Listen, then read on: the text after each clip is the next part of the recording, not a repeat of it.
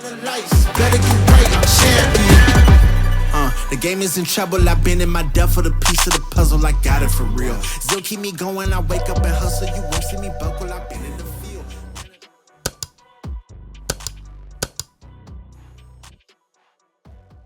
Welcome back to Congressional Black Caucus, Expediting Change.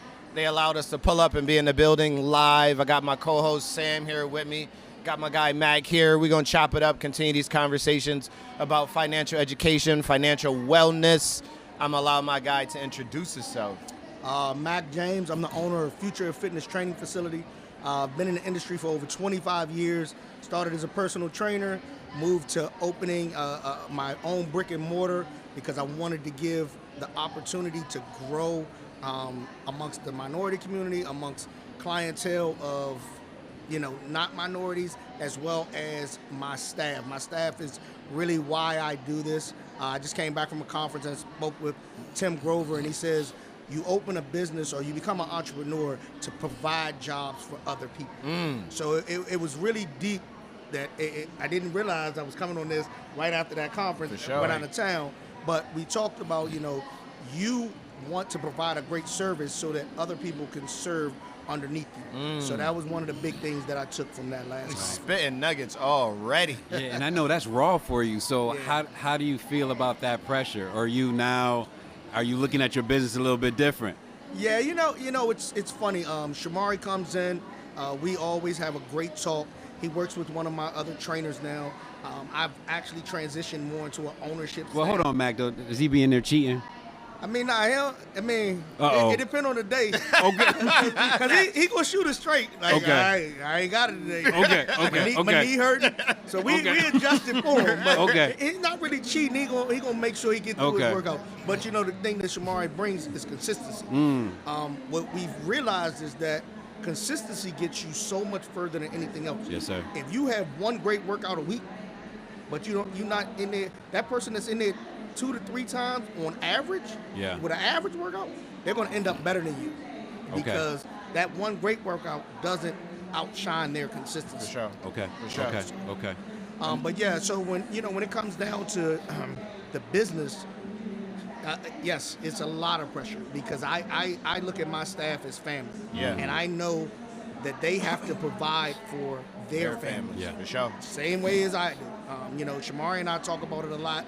Being in the leadership role, everyone says, "Oh, they're doing good, and people don't realize, how much pressure's on my back. Because if I mess up, that shit is trickle down effect. Absolutely. Everybody, is struggling. So I never want to put my staff in that position. So no doubt. That's the unspoken, not often talked about pressure of signing the front of the paycheck. The front of the paycheck. Yep. It's a beast. I think you know a little bit about that too, Sam. I think you know a little bit about signing the front of the paycheck. You got your own business. Yeah. Mac, how do you equate financial wellness, financial prosperity to your physical wellness? It's interesting you talk about that because you and I talked maybe 3 or 4 weeks ago, and I went and actually did research. Besides, and I say this, besides the music industry, where you're an artist, it's very few professions that you can say an individual is super successful, but very unhealthy. If you go back and look at your research, you hate to say it, the Elon Musk, all these guys are keeping their health at a forefront. But because if you're unhealthy, you can't provide for anyone else. For sure. I tell in the minority community, the black community, especially our female clients, they come in and I say, you guys take care of everyone else. Yeah, good point. And you're the last person that is taken care of. Yeah. But guess what? If you don't take care of yourself, you can't be there for anyone else. Absolutely. Right. The men, we have time because, all right, I'm going to go to the gym on the way home. Mom is running around. She's making sure everybody's eating. Yep. She's making sure kids are going to school. Yep. All the homework is done. And not to say that the fathers don't contribute to that, but that's mainly a maternal, For sure. type situation. Yep. So when they come in and they're so beat up or they're so out of shape, I'm like, you have to commit. Yep. You have to commit to yourself if it's just for a year, because I guarantee you, if you commit for a year, that it's life changing. It is. Well, what does that look like? What does that commitment for a year look like? Like how somebody coming in, they're beat up, they've never worked out before. What's the starting point? Usually, we get them in 1 to 2 days a week. If we can get you in, working out, lifting weights, we're big on strength training. Yep. Cardiovascular conditioning is fine, but it's not going to be the end-all, be-all. We, in the minority community, we do deal with osteoporosis, osteopenia. We always thought that that was somebody else's issue. Yeah. Now it's starting to become our issue. For sure. We have our natural issue, diabetes, cholesterol, all those things. So you start doing strength training twice a week. It's step by step building days. Stack one day on top of the next. Because now, after 3 months, after 6 months, it's a habit.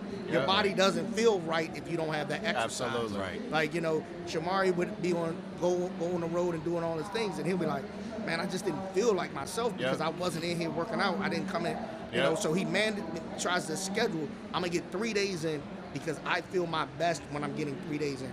4 days is great, but 2 to 3 days is ideally what you need. And literally, as soon as I see him, I didn't even say what's up. I said I got 2 days in already, 3 days in already, Mac. Yeah. Okay, and I've been to the gym because I've been traveling like crazy. So I was at home in Buffalo and I made sure I worked out. Complaining about your knee. My knees stay. He says I got 80-year-old knees. This is my trainer, my support, but say I got 80-year-old knees. He posted something about his knee. I said, bro, you need to go ahead and get both of those done. Just cut you off at the knee and start over. But whatever he's done, but that's the thing. Where Shamari could easily say his knee is the reason not to work out, He's still showing up. his knee is the reason he wants to work out. Absolutely. He's like, I'm not going to let this stop me. For sure. We figure out it might be a change that day. If your trainer doesn't change and adapt for you, then that's on them. You know what I mean? He comes in, we ask him how he's feeling, and this is all of our clients. We service 195 clients now. Nice. They come in, hey, how you feeling today? What's going on? Because my trainers are trained to be able to adjust on a whim. If Shamari's knees is messed up and I had a leg workout designed for him, all right, let's see how we can adjust that. Okay. Say more about that, Mac. Like the rigor of your specific boutique. It's not LA Fitness. No. Right? And by now, we 8 years deep now? We something deep now. Yeah. I've been open 13, you've been at 8. Yeah, and I get bored. Both of y'all know that. I get bored quickly. But talk more because done ADHD like madness, bro. It's crazy. That's the Gemini. Literally. That's the Literally. Gemini. I literally be like, I got to do 20 reps, counting that high, Mac. But I'm digressing. The point is, I want you to get out for my audience, especially those local, the uniqueness of your gym and what you just talked about with how you get people prepared and train them. So, I've been in the industry and I've worked with professional athletes. I have a heavy NFL load. I have a heavy NBA, pro tennis players. But my bread and butter. That was just humble. Look. Break my arm. But that was the early days. Yeah. So now my population is the soccer mom and the general dad. And when we say the general dad, we're talking literally guys who we were just talking about run schools, that run government contracts, state farm agencies, because they need just as much help as everyone else. For sure. So when you start to think about how we develop everything, it's a small group training, but it's customized. Because when you walk in, we want to know how you're feeling. Yep. Because if something is hurting, guess what we don't want to do? Yeah, we exactly. don't want to work that. If you're going to a place where you don't have that type of attention or you don't have even that type of anybody asking you, just the simple ask. You might ask and be like, all right, you still doing the same workout, but at least you ask me. Yeah. I feel good today. I'm fine. All right, back. Cool. Come on. Yeah. My knees hurt. All right, let's change it up because we know these exercises are going to affect your knees. Our clientele is late 30s up to our oldest is 83. That's crazy. Injury, you name it, we have had it. Hip replacement, knee replacement, spinal fusions. We have a lady that came in who just started with us, and she had a brain aneurysm. And literally, she shook me because I've never worked with any. I said, wait, you got a are you cleared? Like, What that mean? We need some paperwork. Bring your doctor's note. Yeah, we need some documentation. Bring your hard pass. Yeah. She's like, yeah, I'm 8 months cleared, and the doctors told me I can start slow.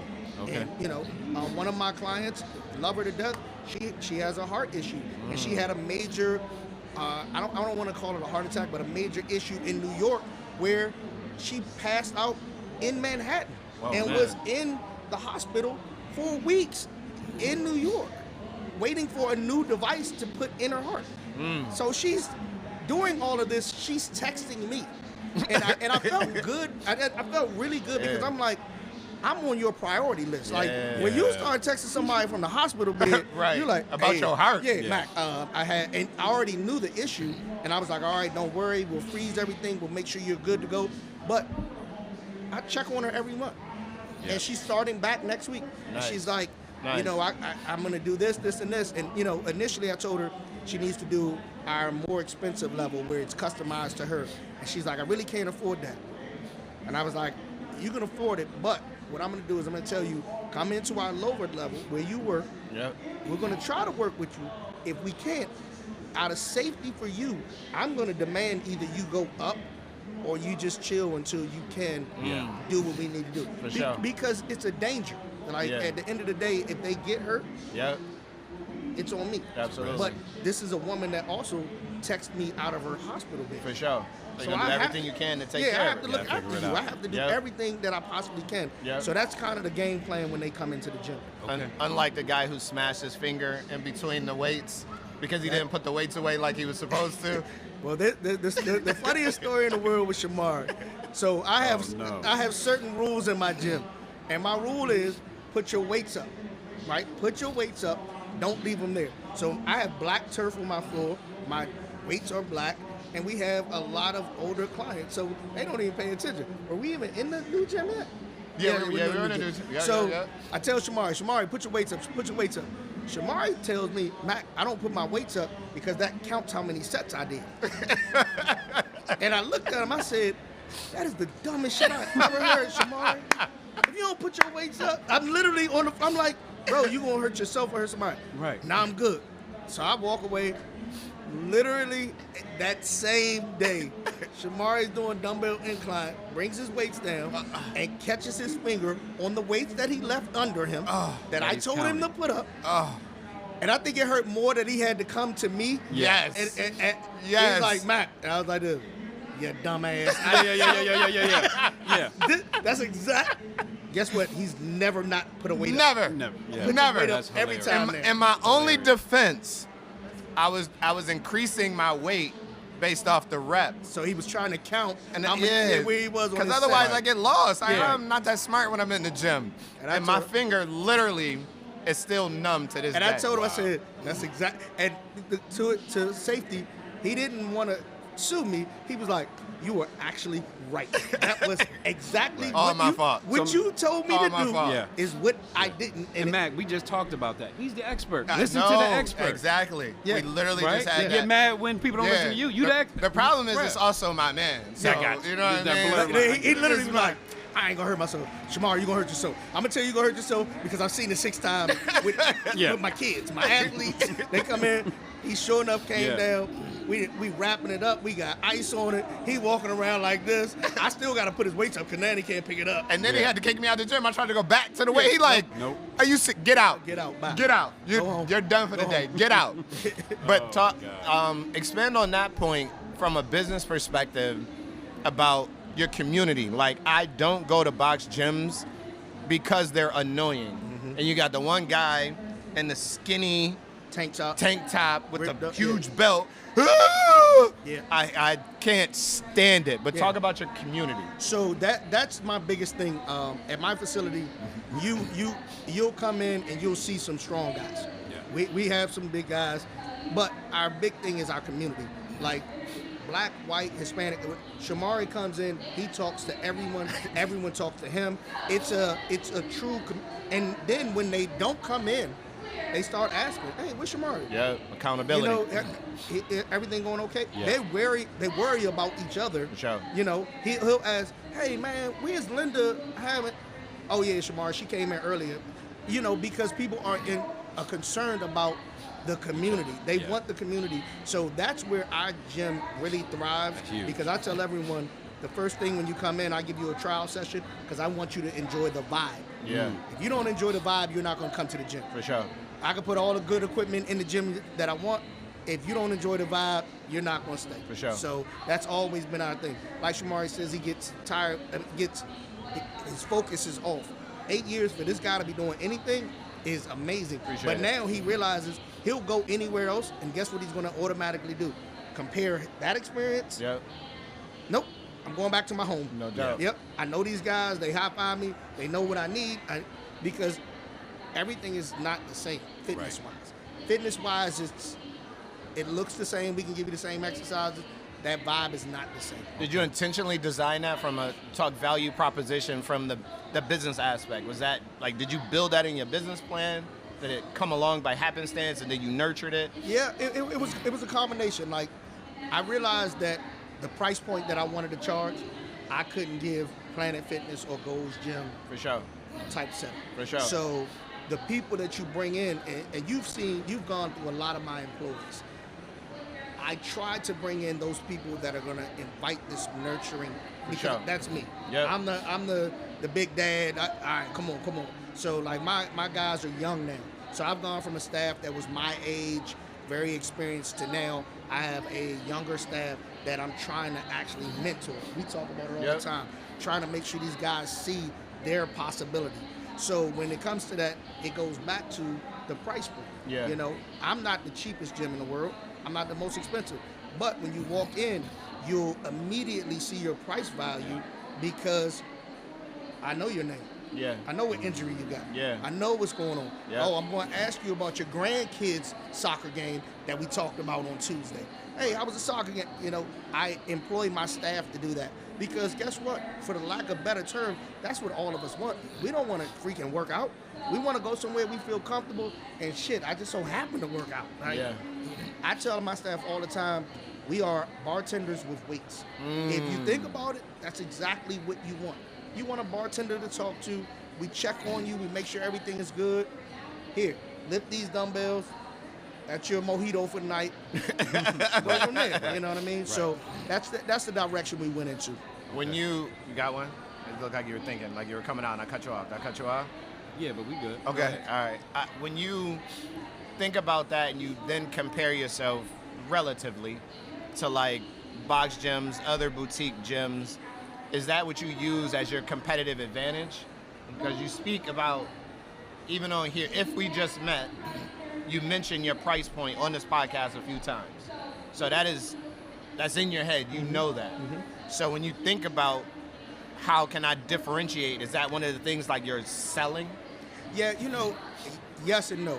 The funny part is you have to separate yourself somehow. Yeah. And the only way that I can is by you experiencing it. Mm-hmm. So if you come into my gym and you take a session, it all depends on where you are in your life, in your journey. Yeah. Because if really all you want is weights and treadmills, it's not for you. It's not your you. clientele. You can go anywhere. You can go anywhere.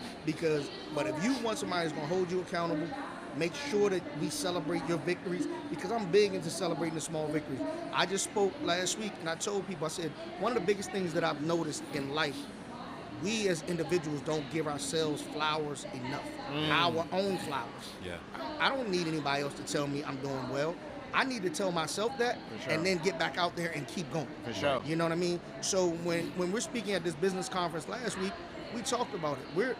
We're talking about micro gyms that are doing $500,000, $600,000, $1 million. You know, I'm on pace to have my best year ever. Nice. You know what I mean? And it's now what I say is, all right, Matt, good job. Yeah.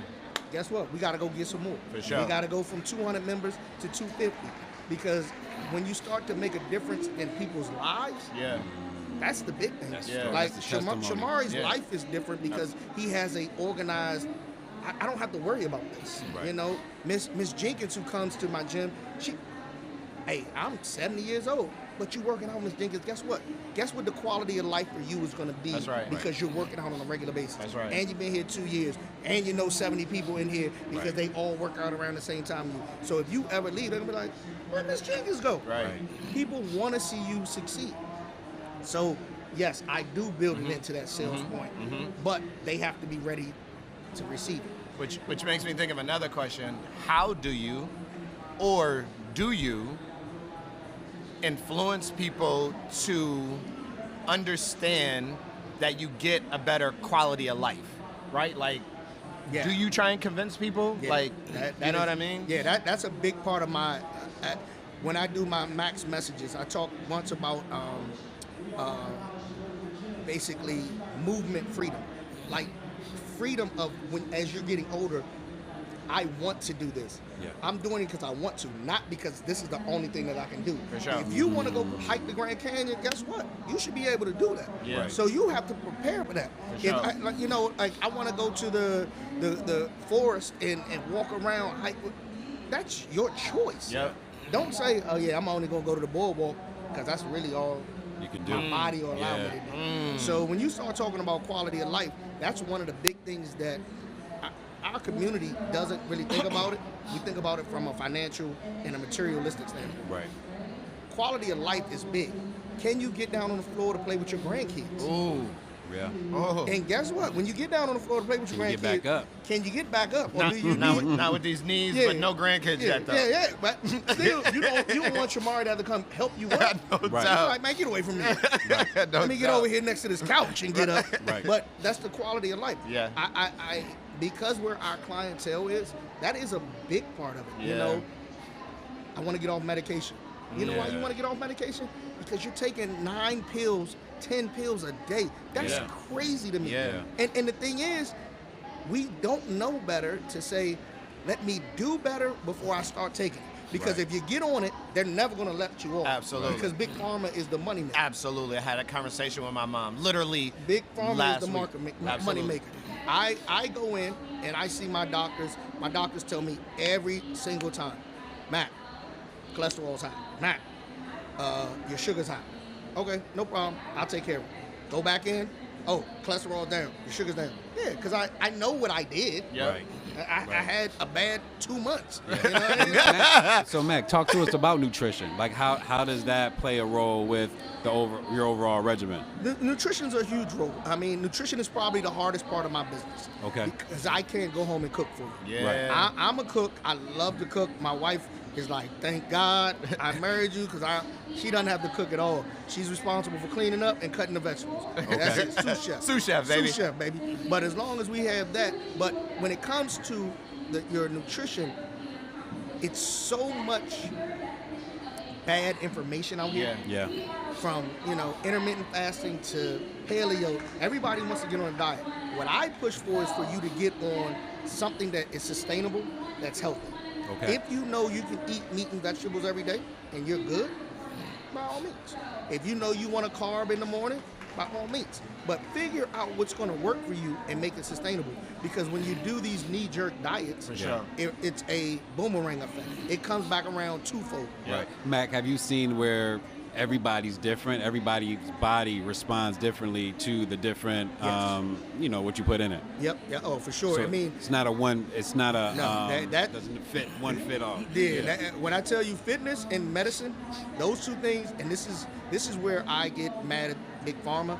It's not a one fit all. You have one answer because that's the most financial Absolutely. profit for you. Absolutely. Yeah. Where we have is trial and error in fitness. Like for me, my diet is going to be different than Shamara's. My build is going to be different. What I do, my body's response is going to be different. So what you have to do is you have to take the time to say, I'm going to commit to this Yeah. and understand that I'm going to have to pivot. And I can't just go down this aisle because I might have to make a left. Right. I might have to go here. But once you get to it, you should be all right with it. Okay. So, Okay. Talk about the psychology of, because we talk about it in the gym a lot, like snacking and what we eat and on-the-go type food. Yeah, so I mean, I always say if you're prepared, you won't make mistakes. So if you know you got, I use pharmaceutical sales reps as my biggest, because we have a lot of those that come in. And what is their job? They go from doctor to doctor to doctor. I'm gonna buy you lunch. I'm gonna buy you lunch. I'm gonna buy you lunch. Right. Guess what they're doing at each one of those lunches? They eat. Yep. Because it's rude to buy somebody else's food and you not eat with them when you trying to sell them something. So what we try to get them to understand is prior preparation prevents piss poor performance. So if you know already that you're going to be on the road, pack your snacks. For sure. Your healthy snacks. For sure. Because all you really want is a snack. Right. Once you reach the point of starvation, now you don't give a damn what that snack is. Yep. I'm grabbing something out the vending machine. I'm grabbing something from the corner store. Yep.